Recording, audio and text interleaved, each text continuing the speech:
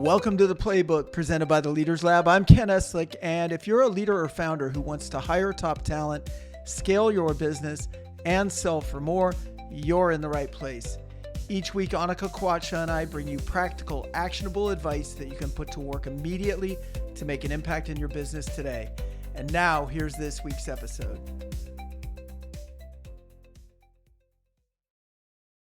Welcome back to the Playbook. I'm your host, Ken Eslick. Our guest today has spent his career decoding what your best employees actually want.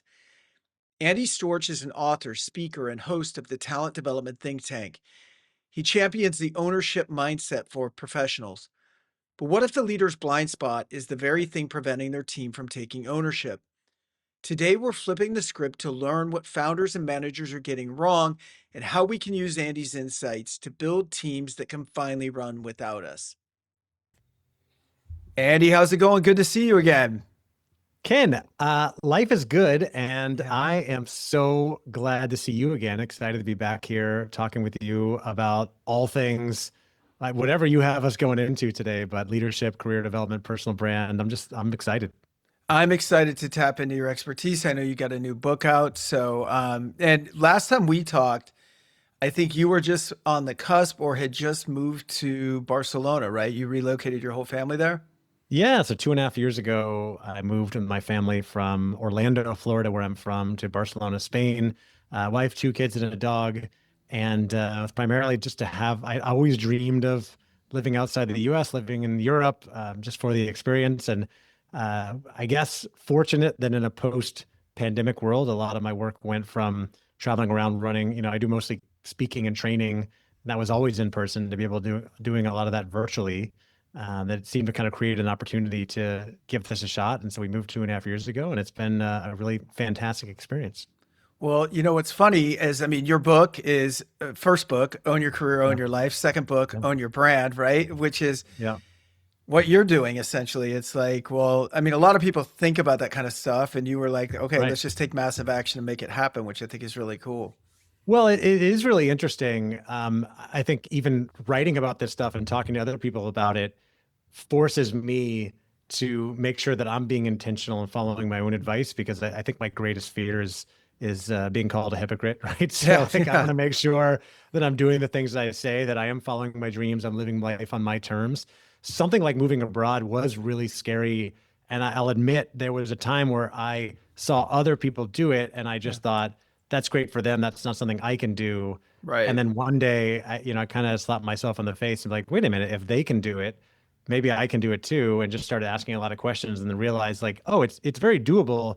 It's just a matter of whether I want to actually do the Yeah. work to make it happen. And certainly it's a big risk, right? There's language differences, putting our kids in a different school. Will my business be able to continue to survive or thrive in a different country, on a different continent, different time zone, et cetera? All those things are questions that don't have, certain answers. Right. But as when you're thinking about shifting careers, you're thinking about moving to a new city or country, you're changing your life, you're trying new things, it requires you sometimes to get outside of your comfort zone. And I've just found that even if things don't work out as well as you want them to, you still grow a ton from the experience. So I knew it would be worth it. And we just decided, like, let's give it a shot. And it's been pretty good so far. And you're 3 years in. So, no matter what, like you've gotten a full experience. It's not like, it's not like you did it for a couple of months. Like you guys are invested. A good chunk of your kids' lives have now been there. So that's Yeah. amazing. But I wanted to ask you, so you're an expert in talent development. We work with founders a lot, and we see founders, feeling a little trapped, especially like, smaller companies where the founder is still very involved in the day to day. And Yeah. they oftentimes say stuff like, I just can't find a good number two. Like there's no one that can run this business without me. From your work, the work that you've done, because, again, I really see you, the tools that you've developed, the research that you've done and the info Yeah. that you put out there, I think is great for either the employee or the founder, both. Yeah. But a lot of times you're advocating, it's really career, right? And taking ownership of your career and taking ownership of your brand. What do you think founders can do better to get their best people to step up and take action? Yeah, it's such an interesting question. I think, look, first and foremost, if you're a founder of a company, you're never going to find anybody who cares about the company as much as you do because it's Right. your company. They don't have Right. the equity or the upside. It's not their baby, right? Your hope is that they just care about it enough that they can take care of a lot of things that you don't want to be doing. The risk or the problem for a lot of founders, a lot of leaders, is that I've run lots of leadership development workshops over the years. I've run lots of training programs. I often ask people about the best and worst leaders they've ever worked for, and I ask people, you think about the worst leader you've ever worked for. What are the things they did that made them such an awful manager or leader? And then I flip chart and write all these things down. And there's tons of things like, they'd yell at us, they'd take credit for my work. They just weren't ever available to help me with anything. But the number one most common thing that comes up is micromanaging. People hate to be micromanaged. And yet so many leaders, so many managers, and especially founders do this because they don't trust their people to get the work done, right? Right. And so being able to offload a lot of that work is about enabling and empowering other people to get the work done, which means you have to trust them. You have to put the work and the time in to train them, to ramp them up, to show them how to do the things you want them to do. And you have to be willing to give them feedback along the way, right? Like, hey, you did this thing. It's not exactly the way I would have done it, but I like your approach. Can you try this or try something differently? Or I want to see it done like this. And people want that feedback. They want to improve. But if they're not getting it, they can't. Yeah. And I remember the first time I hired a virtual assistant, I decided for my business, like, okay, it's time I need to hire someone to help me. And this woman would do a decent job, but she'd make lots of mistakes. And I'm embarrassed to tell this story because one day I finally just let her go. And the reason I'm embarrassed and I share it is because I never really gave her very good feedback. I Yeah. didn't give her a chance Yeah. to improve. And I never really trusted her. And since then, I've been committed when I'm working with people who are working for me. I'm going to give them feedback in a loving way, but like, hey, I asked you to do this thing. This didn't come out the right way. Like, how else could they improve if I'm not giving them feedback and then also giving them trust and a little bit of freedom to go out and try to do things their way? So I think the biggest challenge is just not trusting people and not truly like giving up that control a little bit. Right. And trusting someone to go and do their thing and knowing that they're not going to do it exactly your way, but you can give them feedback. You can help them improve. I'd be curious what you see, because I know you work with a lot of founders and this is a big challenge. Well, you were the story you were telling. I mean, you're just sitting there going, I did the exact same thing. It was like the first employee that I had that was generally pretty solid and certainly savable, like in looking at it in hindsight, right? It was, but little things were stacking up, right? And stacking up. But I was such a poor communicator because I would avoid the tough conversations in favor of like short-term comfort, or there was never anything so big that I felt like it warranted a conversation, but lots of small things like all of a sudden start to become a big thing. Yeah. And I think the worst thing we can do as leaders is blindside somebody, right? It Right. should just be clear that, here's what's expected, here's how you did, here's how to improve on it. And I knew when that happened, like I just had like I was nervous all day when I let him go because I knew I was just look, it should never be enjoyable to let someone go. But I'll be honest, like there's been times where I've gone like, that was a justifiable reduction in force. You know what I mean? Like that was a justifiable, replay. And I did my job the right way, and I don't like it. And I don't like what it does to that person or their family, but I did my job, right? Like I did my job. Like I was a good leader for them. We can always improve, but in that case, I just knew I wasn't. So, I sort of made it almost like a mission. That old sort of adage. It's never going to work out perfectly this way, but they say if someone's going to get be let go or going to be fired, they should already know about it because Exactly. you've had those performance conversations and like kept telling them this is not meeting my expectations. Can you do this better? Not in a controlling micromanager way, like you have to do it exactly my way, but I wanted you to get this thing done by this date and you got it done the next day, or, it didn't meet the client's expectations, et cetera. Like, can we improve this? And if they're continuously not meeting expectations, then you have to let them go. at some Right. point, which is another mistake a lot of founders and leaders make, is they never let the people Yeah. go Yeah. either, Yeah. right? Because they're so scared to do that. And I'll admit, I have a problem with that as well. But you got to let them go so they can move on to other things. But they should at least get the feedback along the way. There's also that sort of that cliche or that horrible thing that happens mostly in bigger companies where they have the quote unquote annual review, and the manager comes in and says, well, you did this thing back in February. This is why you're not getting your full raise. And it's like, Right. wait a minute, why didn't you tell Right. me that Right. like 6 months ago? Why am I Yeah. finding out about this now? Like, just tell Yeah. them feedback needs to be done as close to the moment as possible, right? So that people can remember the experience and then improve from it. Agreed, agreed. And I think having those lessons in order that we've had, I mean, I think again, if you can learn from it and do better the next time, and I'm kind of a freak now about performance reviews and about them being not soft or mushy either. A lot of times it's like, hey, you're doing great, everybody's doing great. And it's like, hey, you might be doing great. We want to see you do outstanding. We want to see you get promoted. We want to see you make more money or whatever it is. And kind of giving them feedback there too. I mean, I think the other part of the point you're making is getting terminated or getting counseled should never really be a surprise. Neither should getting promoted, right? It's Yeah. like there was a track, we talked about it, there was a vision, and you're doing all the right stuff, and we've been giving you feedback, and kind of Mhm. when you got off autopilot a little bit, we like kind of helped put you back in there without micromanaging, and now you're getting promoted. Like, now you're ready for the next thing, and that shouldn't Mhm. really be a shocker either to anybody. So in your first book, you tell people to stop drifting. How often do you find that employees are drifting, and not as much because they're lazy, but maybe because their leader hasn't given them a clear vision or created the environment to help them step up? You know what I mean? And what I really want to get Yeah. to is how can owners help foster that, Right. environment of getting away from drifting?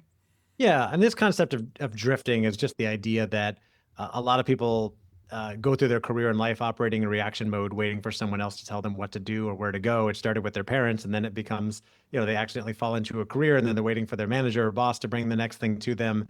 And if they're unhappy, then they, scroll around on LinkedIn and wait for like a recruiter to call or, Right. the next thing. And what I'm a big advocate of, and by the way, that was me early in my career. I've been drifting through like I don't know what I want to do and just taking whatever job comes my way. But later on, I made some big changes. I did a lot of self-reflection. I went through a bit of a personal development journey and started to really work to define what it is that I really want to be doing in my career and my life. And for me, I wanted to be an entrepreneur. So building a business around my strengths. And then I realized I had a framework that I thought could be helpful to other people, that not everybody wants to be an entrepreneur like us, but Right. I think everybody does want to feel happy and fulfilled in their career. And a lot of that fulfillment comes from taking more ownership, being more intentional, finding ways to grow in your career. So getting back to your question about how can leaders, managers support their people in this, to me, it's pretty simple. It's about leading with curiosity and empathy, right? Two very important human traits. How often are you having a coaching conversation with the person who reports to you where it's not just about projects, but you're actually asking them bigger questions like, hey, where do you want to be going in your career? What do you want to be doing in 5 or 10 years? How can I support you? What else is going on in your life? What are you dreaming of? What are you hoping to succeed? Now, this is a scary question to ask for a leader, right? Because Right. implicit in this question is, I'm going to lose you at some point, right? You're going to Right. go somewhere else. It's really scary when you're asking your star employee this, but the benefit is you help them start to think, oh, I didn't know I could think about this. Let me think about the things that I want to do. And there's a chance that it might be aligned with the place where you're going with your company, and you might be able to stay together for a long time. But Right. if it's not, if they say something like, I really enjoy running customer service for you, but my real dream is to be a videographer, and I hope I can leave one day and like start making my own movies or something. Who knows, right? Or to run my Right. own business. Imagine that you have a connection, you can help them with that. Oh, my brother's actually in this space. Like, let me connect you, and you help them accomplish that goal, or like start to follow their dreams in their career. Yeah, they don't work for you forever, but your legacy as someone who has empowered them and enabled them to go follow their dreams and achieve their goals, they will never ever forget you. And you build a brand as a leader who helps people grow in their careers, and more people want to work for you. It's hard to do that, but I think Right. it's one of the most powerful and important things that leaders can do. Again, leading with curiosity and empathy, take care of business. But, I had a great assistant who worked for me for 4 years, named Stephanie. And I would always be asking her, like, what do you want to be doing long-term? What do you want to do next? Right. And she usually say like, I don't know. I'm pretty happy doing this right now. I'm like, okay, fine, but let me know. And if I can help Right. you with anything, I have a big network, because I just want to support her and wherever and eventually she did leave and it was sad, but I've moved on. I found somebody else to help me and she's found other things to do. And like, that's what happens in business and life. We survive. And I would rather be known as someone who is enabling and empowering people to succeed and supporting them than the person that was holding someone back and Yeah. only cared about projects and nothing else. Totally. Or trapping them for a paycheck, or, at Right. that point you're leading from fear. I mean, as well. No, I think that's a really, really good point. I think that, I apologize. Sorry. No, thanks for that, Andy. And, I want to go back to micromanaging a little bit, and especially from the employee's point of view. Where's the line, I guess, because, and I guess it's different for every person and getting to know different people, but, Mhm. what are you hearing, I guess, as you speak with people? How much, where does the line from support turn into like, all right, you're Yeah. smothering me and I feel that you Yeah. don't trust me. You know what I mean? If you lead a team or you're hiring, don't miss our free hands-on webinar on the DISC profile. This is happening Wednesday, November 12th from 2 to 3 p.m. Eastern. Everybody's welcome. This is not a theory lecture. We're going to take a deep dive into D, I, S, and C with real examples, live breakdowns, and audience Q&A. Feel free to bring a hiring challenge or a team scenario, and we can work on it in real time so that you leave with a clearer, more confident read on behavior and role fit. It's 100% free. There are no upsells, and we will put self-assessment links in our show notes so that you can test yourself before you join. Save your spot. We're going to put the link in the show notes. Again, if you want to mark the date and time, it's Wednesday, November 12th at 2 p.m. Eastern Time. See you there. Yeah. When you look at the data out there, the research, the latest McKinsey research shows that the number one reason why people leave companies is a lack of perceived career growth. They don't feel like they're growing in their career, and you have the opportunity. It really comes down to, if you work for a big company, certainly HR and talent development, and there's learning resources, and there's lots of different opportunities available. If it's a small company, it really comes down to that relationship with your leader, your manager. Are they giving you coaching and opportunities to grow? The line on like guidance versus micromanagement, and I'd be curious to hear your perspective on this. For me, it's, you've got to give people guidance like, hey, we have this goal. I want us to, grow our revenue 10%. I want us to apply for this award. I want us to put this event on. I want us to introduce this new product, whatever it is. And I want it done by this date. And that could be it. What other help do you need? What guidance do you need from me? You could stop and ask, what help do you need? And also give them the freedom to try to figure things out, to do things your way. The micromanaging comes in when you say, I need you to do all these things, and I want you to do them exactly the way that I would do them. And I'm going to check in with you every day to make sure that you're doing them the way I would do them. Right. Otherwise, you're not doing it right. And when you do that, not only are you using their time, who you're paying, you're using your time to work on their project. Right. And you're missing out on potential innovation because they don't have the freedom to come up with a new idea because they're being forced to do things your way. And your way may be great, but I mean, Ken, you've been in business for a long time. You've run businesses, you've been in big companies, you've run your own company.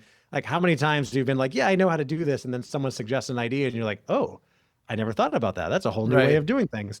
And Right. like, you want that from your employees, but it only happens when you give them the freedom to try new things, to make mistakes, and not feel like they're going to be punished for doing things differently or not doing them perfectly. That's another one where you demand perfection in a task or a project that doesn't really require it. Then people get really stressed out about it. Right. Afraid to make mistakes, afraid that they're Yeah. going to be criticized. Yeah. I think that for me, I like nobody does well executing someone else's vision without being bought into it. Do you know what I mean? So I Yeah. feel like, for me, it's using the examples you gave. Let's say we're going to go for this award. Let's say we're trying to get on the Inc. 5000, and there's a certain amount of things from a revenue standpoint that need to happen, but also marketing to Inc. and Yeah. all that. And let's say I'm working with my marketing manager on that. The first thing would just be a true meeting of the minds, not me going, I may come in with some ideas, which is fine, Yeah. but she might come in with some ideas too, which is Yeah. more than fine. Like I want What you that. want. It's what you pay her Yeah, for, right? exactly. And so then it's okay, let's mind map this thing out. How are we going to do it? There's got to be timelines on some of this stuff, but they're agreed upon timelines, and it's based Yeah. on the information we have because we never applied for that award before, so we don't know. Yeah. We haven't been through this before, so we're taking our best guesstimate together based on the information we have, and we're, if we're both involved in the project, then it's clear on, okay, this is your lane, this is my lane, this is when we meet up, Yeah. and these are our dates and our KPIs and everything, and that's it. I just assume you're going to hit your stuff, and Yeah. we'll check in Trust it. whatever we decide to be once a week, twice a week. And if there's a problem, like let me know, because again, we just guessed at all this stuff, right? But just let me know in advance. Like that's one of my big things is just give me a heads up. Like if our timeline broke That's right. down because we didn't know what we were talking about, I do expect you to let me know. I can't stand having people that I have to micromanage. I'm just like not really Same. wired that way, Yeah.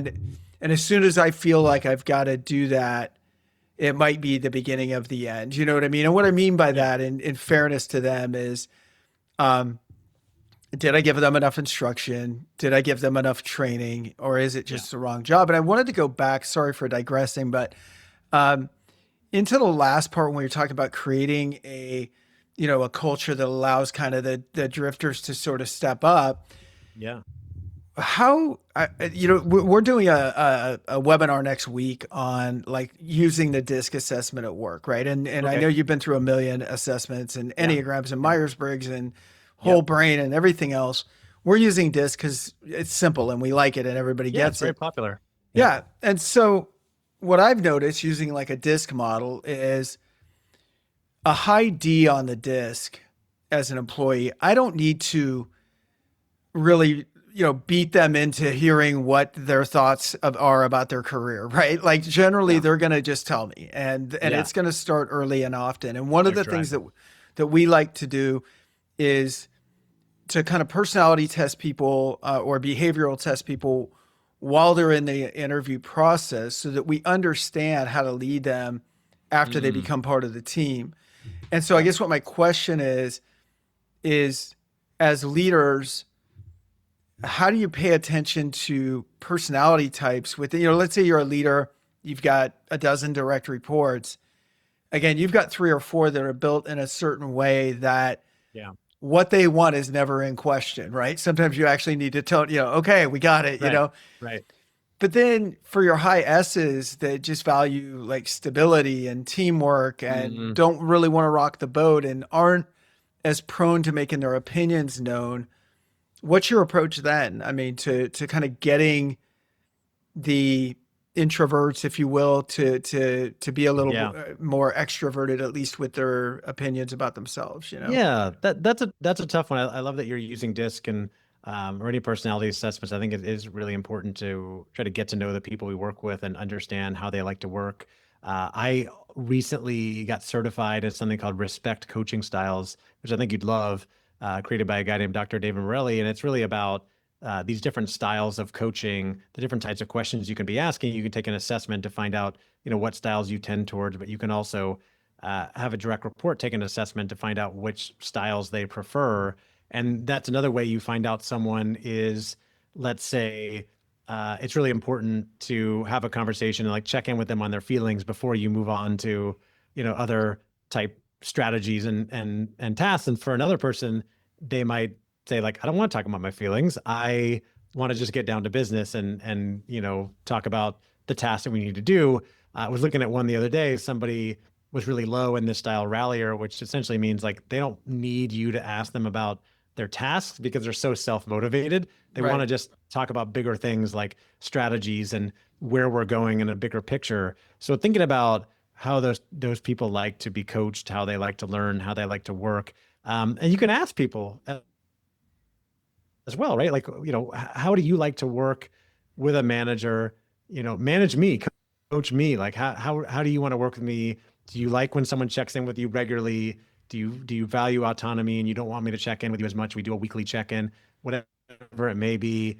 For those more introverted people, like you mentioned, Ken, I think one of the challenges there, you have people who have great ideas and they're hesitant to speak up. So you may need to call them out a little bit more and like, hey, Ken, do you have any ideas on this in the next team meeting? Or like, what do you think about this before you start sharing your ideas, Right. asking them if they have any ideas to share. I remember I interviewed many years ago a former Navy SEAL officer who became a friend later on, Larry Yach, and he told me something about the Navy SEALs. Is that in every debrief meeting, when they start to debrief what happened on a mission or anything else, they always start with the most junior person in the group and then work their way up. That way, the senior officer doesn't say something that everyone goes, "Yeah, I agree," because they Yeah. don't want to look bad. You start with the junior person in the room. Maybe you start with the quietest person in the room to ask for their ideas, ask what they think, and make the most extroverted person like me wait Yeah. till the wait till the end, right, to share their ideas, and then at the end they're forced to just say like, "Yeah, I agree with Ken. That was really good. That was a really good idea." And then you also may have a lot of people to work with, and Ken, going back to getting curious with people and understanding what they want to do and how they want to work. Some people are like, I have so many people work for me. I remember, Ken, you told me a story when I interviewed you years ago about when you got acquired and you were in a company, you had like tons of direct reports, or you just put it out and said, I want you to write me a note or send me an email and tell me exactly Oh like yeah. how you like to work. What are your goals? What are you working towards? And what support do you need from me so that then I can be cognizant of that when our one-on-ones come up, our team meetings come up. Like you can start with curiosity and ask people what they want and what they need, and you'd be amazed what you find out.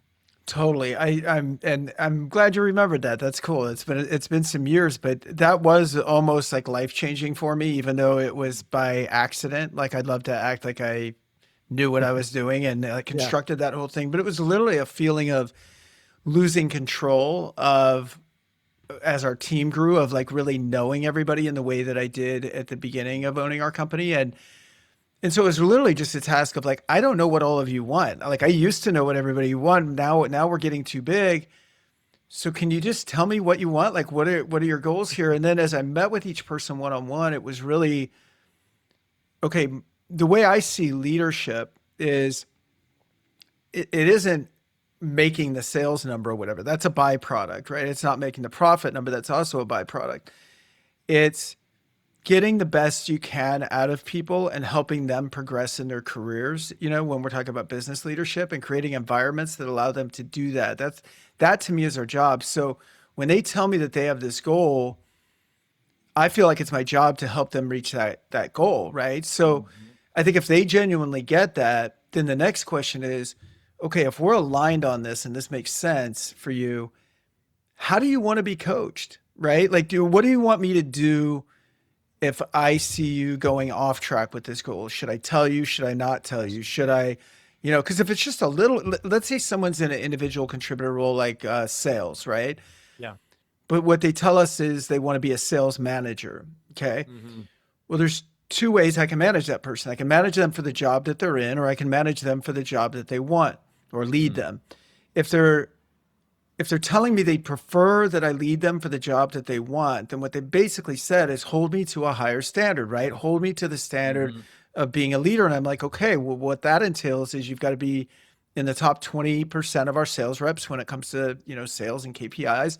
Yeah. And you've got to conduct yourself as a leader. I want you to, be a standout at meetings and show Yeah. up Be and helping contribute others. and Yeah. exactly mentor new reps.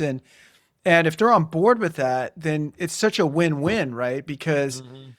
I'm getting my business goals executed in a way that, especially if you can kind of multiply that, right? If you've got a bunch Hmm. of people. Now, the challenge for an owner, again, or a leader, is if they're doing their part, I absolutely have to do my part. I have to come through, right? And one of the Hmm. challenges, and this is one of the best challenges I think we can have in business, Yeah. is I got a whole bunch of future leaders doing Yeah. everything they're supposed to do. And I've got to go like, oh my God, like we've got to grow fast enough. And we probably are Yeah. because they're doing such a Yeah. good job, but to Right. support them and get them in the roles that they deserve. Stay with us. We'll be right back after these messages. You know, most leaders don't build organizations, they build cages, and you can't grow if everything depends on you.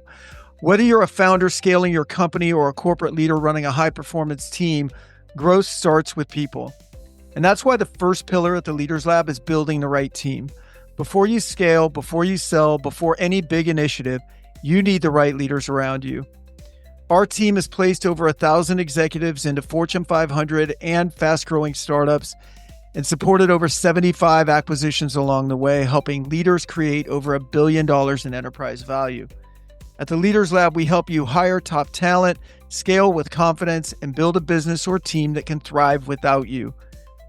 Take the free Scale Up scorecard at theleaderslab.co or email me directly, Ken at theleaderslab.co, to find out how ready your organization really is for growth. And now back to the playbook.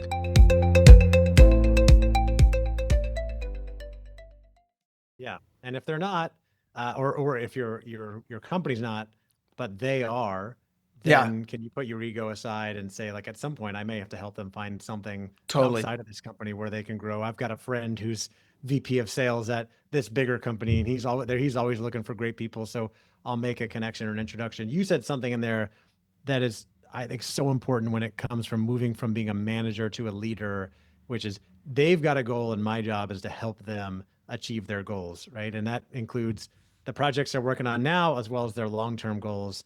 And if you just see your role as a leader to empower and enable the people who work for you to succeed, it makes your job so much easier. It builds your brand as someone who is helpful to others, who's helping people grow in their careers. And it's one of those things where everybody wins. You may have some short-term pain when people move on and you have to replace them and train somebody else, but it's usually beneficial to everybody in the end. And I think that's truly what leadership is about. The benefit there too, the manager who's looking over someone's shoulder has to spend so much more time Yeah. managing everything that's going on versus the leader who enables everybody to go do the job without them checking in all the time has a lot more time to work on other things. Yeah, well, it's such a short-term thought process really to micromanage, you know, it's sort of Yeah. like I'm afraid we're not going to do what we're supposed to do today or this Yeah. week, right? Like it's just a Yeah.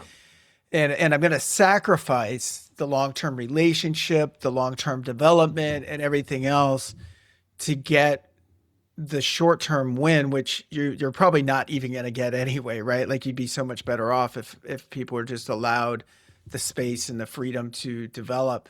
I wanted to switch a little bit over to you talk about the ownership mindset, right? And do you think it's something that can be taught, or do you think it's something that employees come to you already inherently having that? It certainly it goes both ways, just like being a great leader or anything else. Some people might be born that way. Others maybe need to learn. But the idea of an ownership mindset is just that you focus your energy on things that are in your control. You commit to taking ownership and responsibility of everything going on in your career and in your life.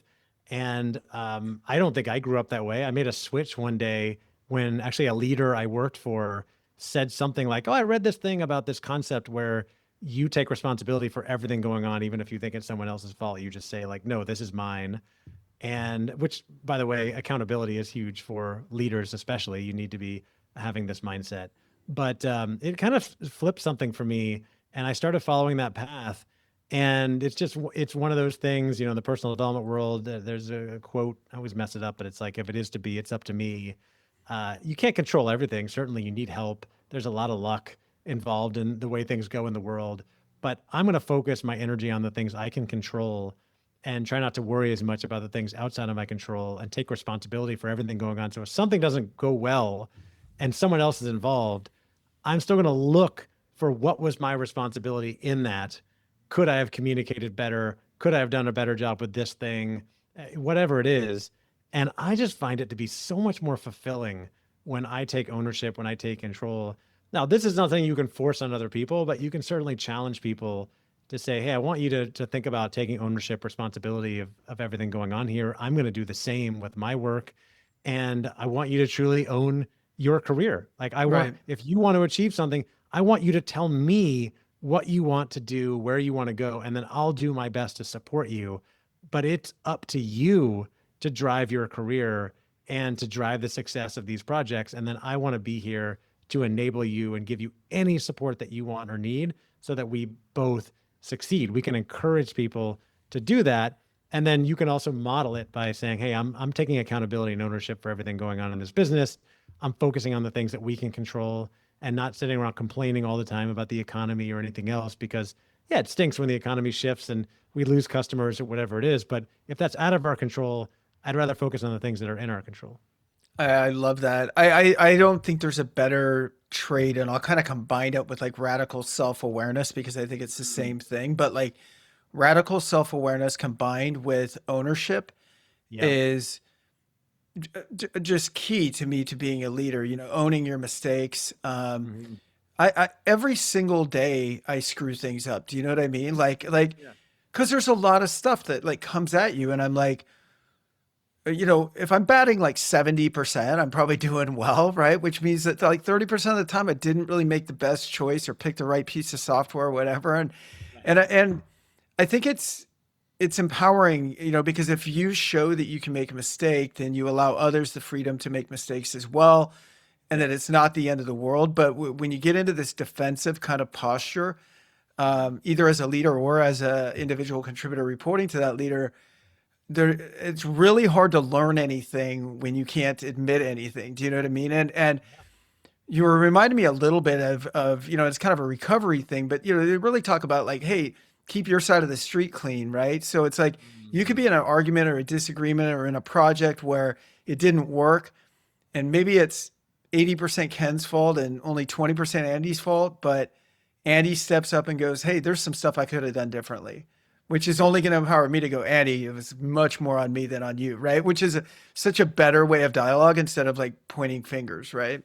Yeah, yeah. And I'm look, I mean, you mentioned recovery. I'm big into stoicism. There's an element of that as well where you focus on what's in your control, but the only thing really in your control is your mindset, your outlook, your Your perception, the way you emotions. react Yeah. to things, right? You also have to acknowledge whether it's a higher power or whatever you believe that there are a lot of things out of our control. Right. And we can't really control the events going on around us. Right. All we can control is how we respond and how we choose to show up and treat ourselves, treat others, spend our time, the things we decide to work on, etc. That's what's up to us, and that's where I'd rather focus.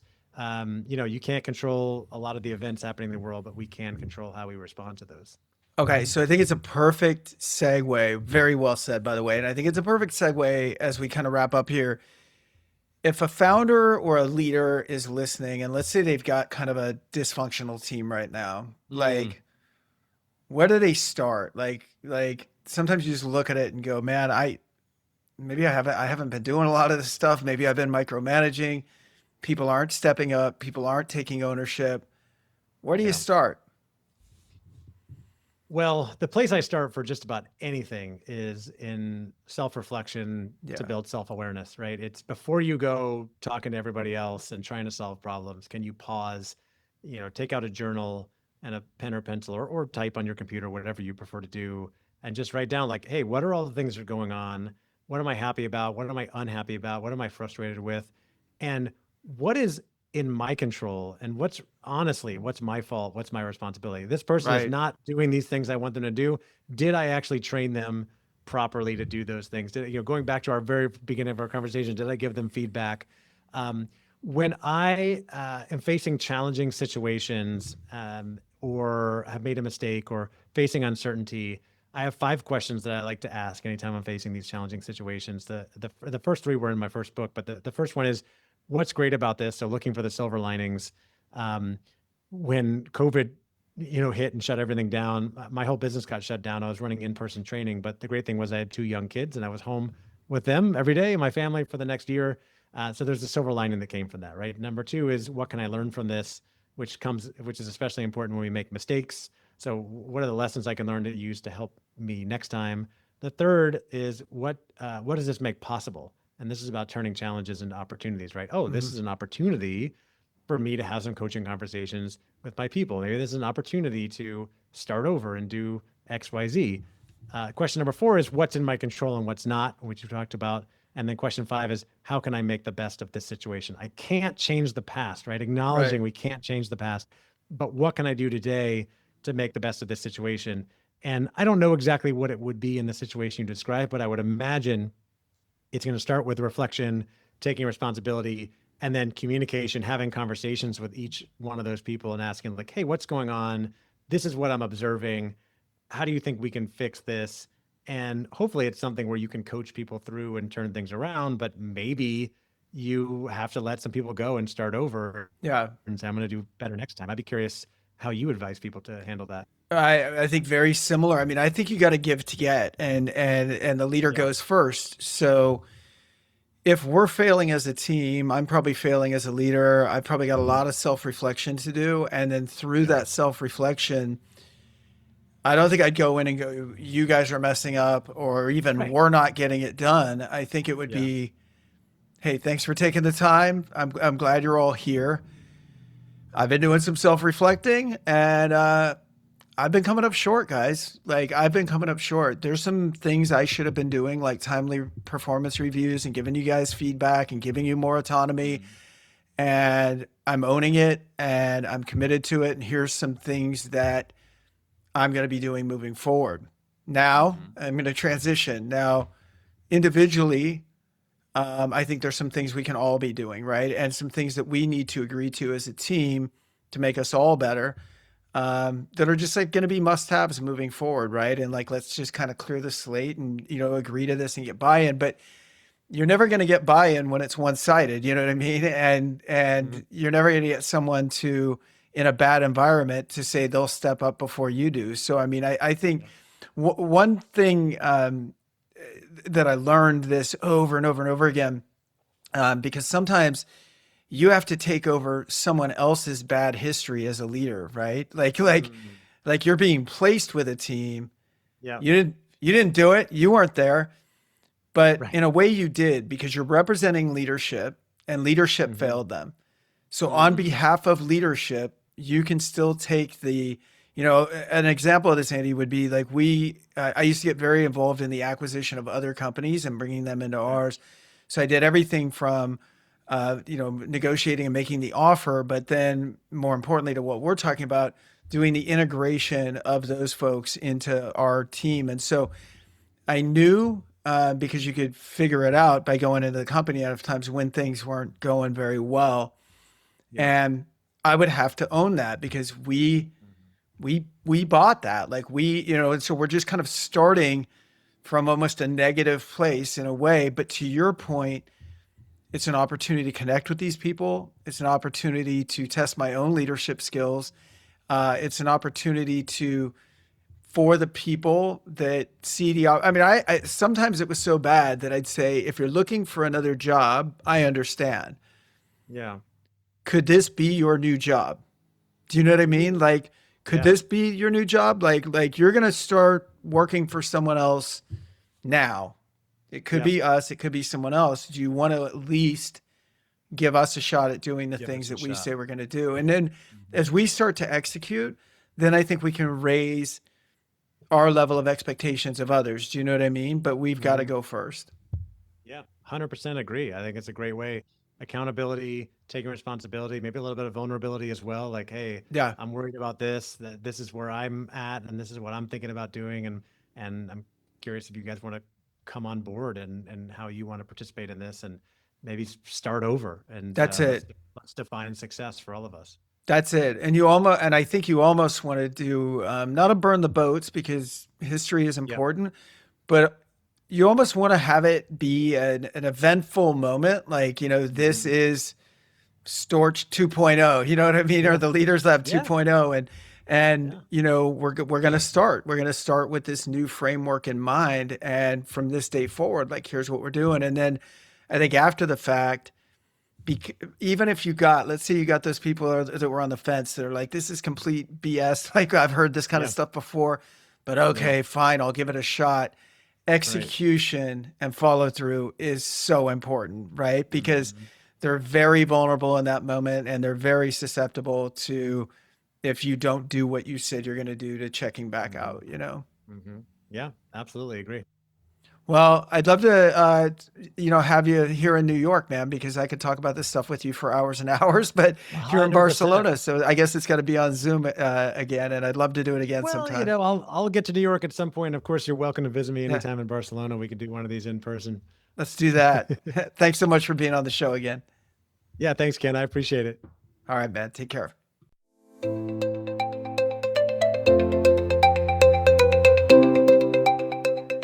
That's it for this episode of The Playbook by the Leaders Lab. Thanks for spending some time with us. We'd love it if you would subscribe, share the show, and leave a quick rating and review. Your feedback helps us grow and it helps more leaders and founders join the conversation. If you'd like to talk more about hiring, scaling, or selling your business, please email me, ken@theleaderslab.co, or connect with me on LinkedIn. We'll be back soon with more strategies you can put to work today. I'm Ken Eslick with Annika Kwacha. Thanks for joining us. Join us again next week in The Playbook.